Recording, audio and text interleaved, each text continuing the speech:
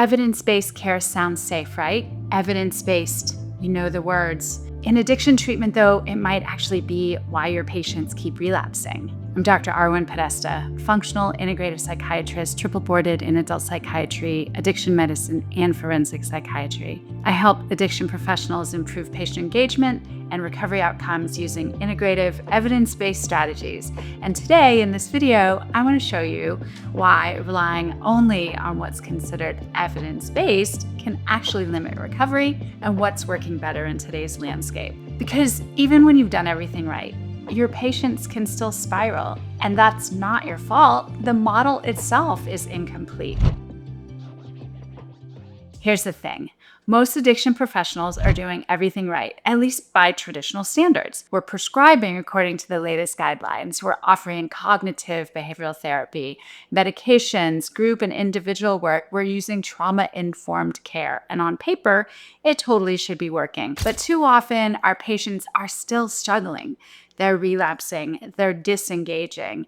They're coming back through the door 3 or 6 months later, looking like they've been through a war. And as clinicians, we feel this, that frustration of checking every clinical box, but still watching someone spiral. And maybe it's not because we failed something. Maybe it's because the model we're trained in is incomplete. Traditional psychiatry focuses heavily on symptom management, on suppressing symptoms, what we can stabilize. And sure, stabilization absolutely matters, but we can't treat addiction like a checklist of symptoms. We need to see it as a complex, comprehensive, whole person condition. Otherwise, we miss the very reasons people relapse in the first place. That's our blind spot. That's the treatment model's blind spot. And if we don't address it, we'll keep offering the same evidence-based tools to the problems that require a different kind of lens. Over the years, I've worked with thousands of patients in various treatment settings, detox, residential settings, intensive outpatient programs, integrative clinics, and even correctional systems. And I've seen a consistent pattern. Patients who technically should be doing well on paper, they're on the right medicines, they're showing up to therapy, they're supported by a care team, they even have supportive family, but some of them are still stuck. They're still not responding the way we expect. And you start to notice things over time, like the patient whose anxiety just never improves, no matter how many appropriate medications or tools we try, or someone with treatment-resistant depression who finally starts feeling human again once we uncover a severe nutrient depletion that had never been tested. And these aren't fringe cases, they're really common, and the more I practice, the clearer it becomes.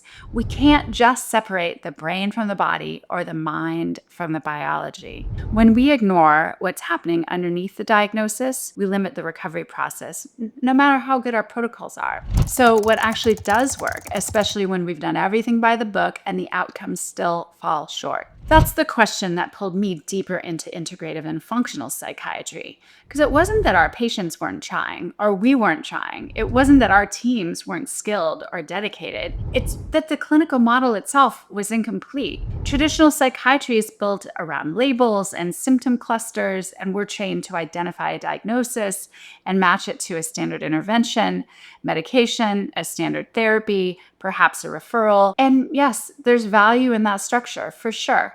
It creates a shared language. It helps with access to protocols. But it also, if that's all we do, it limits our lens. And when we treat addiction as if it's only behavioral, or worse, it's only moral, we ignore what's happening physiologically.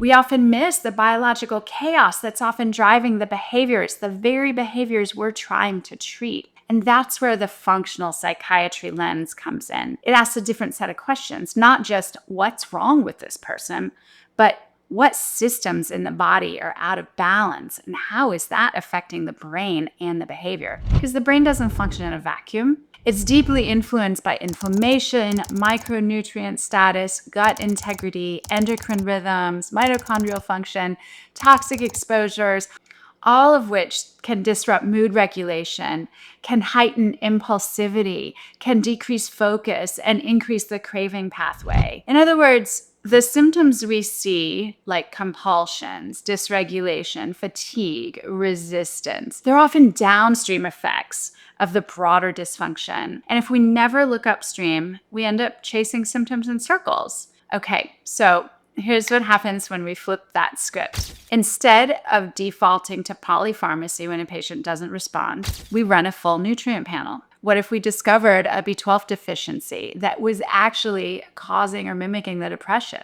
Instead of labeling someone non-compliant or non-adherent, we ask about blood sugar stability, realize their mood crashes are tied to what foods they eat and a metabolic chaos. Instead of assuming trauma work alone will resolve dysregulation, we explore their gut-brain axis, uncover an inflammatory loop that's keeping the nervous system in fight or flight. These are not fringe cases. They're everyday realities in addiction care. And what's powerful is this: when we treat those root causes, when we support the systems that support the brain, everything else starts to work better. Patients stabilize faster. They engage more fully.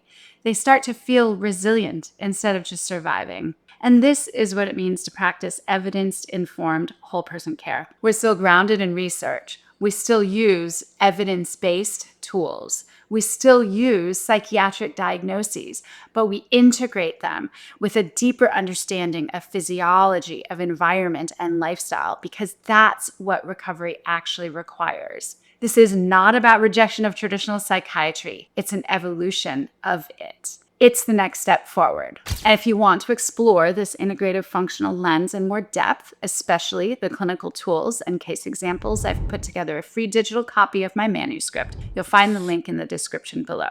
Now, how do you start bringing this into practice? You don't need to overhaul your entire clinical model tomorrow. In fact, the most powerful shifts often come up from small, consistent changes, ones that open up a new lens without creating overwhelm. The first shift is mental. We need to move from a mindset of evidence-based equals fixed protocol to evidence-informed equals dynamic framework. That means honing the literature, but also allowing space for individualized care, trusting labs, trusting your observations, trusting the patient's lived experience, because those things don't compete with research, but they complete it. Next, start asking new questions in your assessments, not just about substance use and psychiatric history, but about additional things like sleep patterns, details about sleep, gut issues, food cravings, fatigue, energy crashes, history of antibiotic use, trauma timelines. These clues can point you into some of the underlying systems that may be part of the dysregulation process. From there, we just integrate simple functional tools. That might look like ordering a micronutrient panel alongside your standard labs, or screening for cortisol rhythms when a patient has chronic agitation or sleeplessness, or bringing in magnesium and maybe L-theanine to support sleep and nervous system repair. These aren't radical. They just tell the patients, I see you as a whole person, not just a diagnosis. When a patient feels that, they lean in. They become more curious, more empowered, more willing to engage with the process. You can also begin layering body-based regulation work, somatic work, breath training, vagal toning, gentle movement, because so many patients, are stuck in sympathetic overdrive. And when we support the nervous system first, other modalities become more effective. One more thing, don't wait for perfection. Start with what you know and just add one new assessment, one new intervention, one new curiosity and conversation. Functional psychiatry is not about doing everything all at once. It's about shifting the way we see and support our patients layer by layer by layer. And that's how this work becomes effective and sustainable. So if you've ever felt like you were doing everything right in your practice, but still not seeing the outcomes your patients deserve, you're not alone and you're not wrong. The system we have been trained in has gaps. It gives us tools, but it doesn't give us the full roadmap. And when we rely only on what's been boxed into evidence-based, we risk missing the deeper focus that actually drives recovery. But when we start practicing from a whole person perspective, when we bring together the best of psychiatry with the precision of functional medicine, everything begins to change. Patients become more stable, more engaged, hopeful. And we, as clinicians, get to return to the reason we chose to do this work in the first place, not to manage symptoms, but to support healing. If this resonates with you and you're ready to go even deeper, especially into how this work impacts us as providers, go watch the next video. We're exploring what happens when clinicians operate in survival mode for too long. how it affects our judgment, empathy, and outcomes, and more importantly, what we can do to restore ourselves while continuing to serve others. Thanks for watching. I'll see you there.